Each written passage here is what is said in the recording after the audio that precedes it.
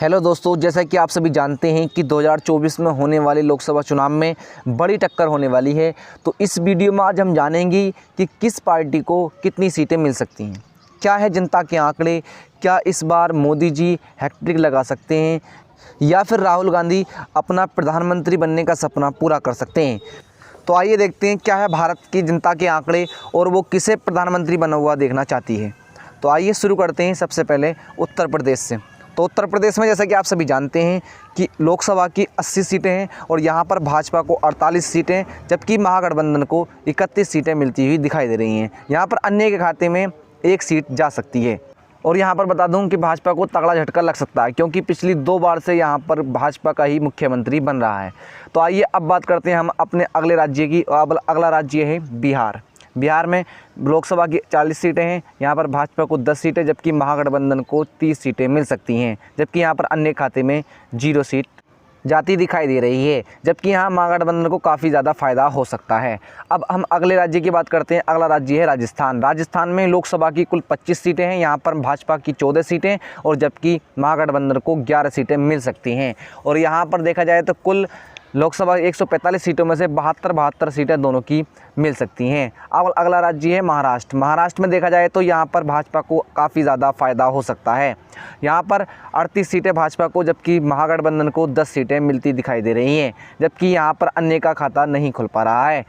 अब अगला राज्य है पश्चिम बंगाल। पश्चिम बंगाल में लोकसभा की 42 सीटें हैं और यहाँ पर भाजपा को 9 सीटें जबकि महागठबंधन को 33 सीटें मिल सकती हैं, जबकि अन्य का खाता यहाँ पर नहीं खुल सकता है।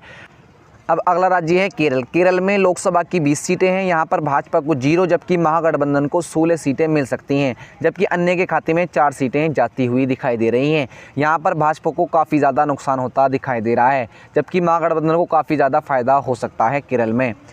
अगला राज्य है तेलंगाना। तेलंगाना में लोकसभा की 17 सीटें हैं। यहाँ पर भाजपा को 2 सीटें जबकि महागठबंधन को 14 सीटें मिल सकती हैं, जबकि अन्य के खाते में 1 सीट जा सकती है। यहाँ पर महागठबंधन को काफ़ी ज़्यादा फायदा हो सकता है। अगर शुरू की 272 सीटों की बात की जाए तो भाजपा को 121 सीटें जबकि महागठबंधन को 145 सीटें मिल सकती हैं, जबकि अन्य के खाते में 6 सीटें जाती ही दिखाई दे रही हैं।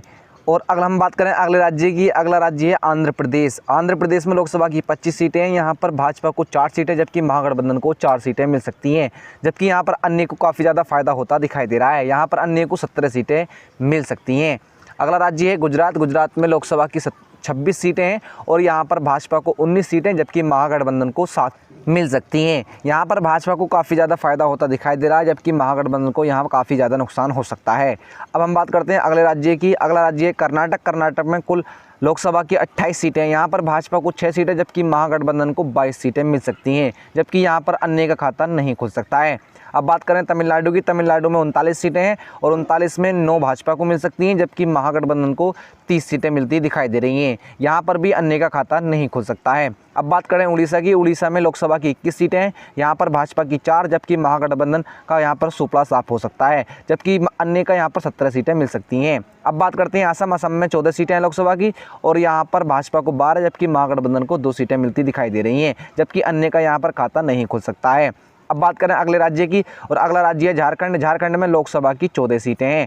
14 सीटें में 4 भाजपा के खाते में जबकि 10 सीटें महागठबंधन के खाते में जाती दिखाई दे रही हैं, जबकि यहाँ पर भी अन्य का खाता खुलता नहीं दिखाई दे रहा है।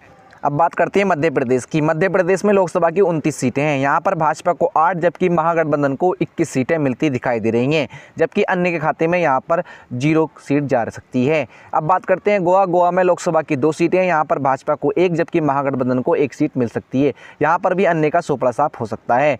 अब बात करते हैं अगले राज्य की और अगला राज्य यहाँ पर हमारा है त्रिपुरा। त्रिपुरा में भी लोकसभा की 2 सीटें हैं, जबकि यहाँ पर भी भाजपा को 1 जबकि महागठबंधन को 1 सीट मिलती दिखाई दे रही है। यहाँ पर भी अन्य का सुपड़ा साफ हो सकता है। अब हम बात करें हम अपने अगले राज्य की और हमारा अगला राज्य है अरुणाचल प्रदेश। अरुणाचल प्रदेश में भी लोकसभा की 2 सीटें हैं। यहाँ पर भी भाजपा को 1 जबकि महागठबंधन को भी 1 सीट मिलती दिखाई दे रही है। यहाँ पर भी अन्य का सुपड़ा साफ हो सकता है।